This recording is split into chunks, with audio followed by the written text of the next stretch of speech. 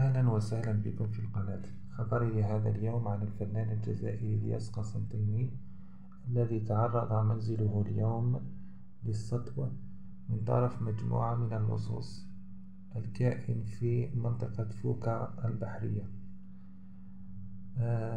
بالإضافة إلى 4 سكنات أخرى أيضا تعرضت لمثل هذه الممارسة، من بينها منزل لوزير خارجية سابق.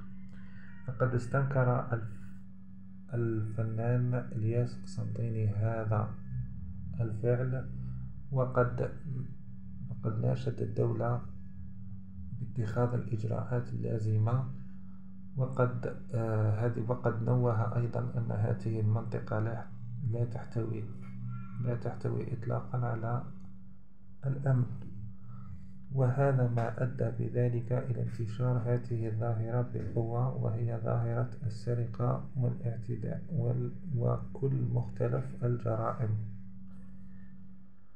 وفي الأخير أتمنى أن ينال الفيديو إعجابكم، ولا تنسوا الاشتراك في القناة وتفعيل الجرس لكي يصلكم كل جديد حول أخبار الوطن العربي والعالم، وكذلك التعليم والدراسة.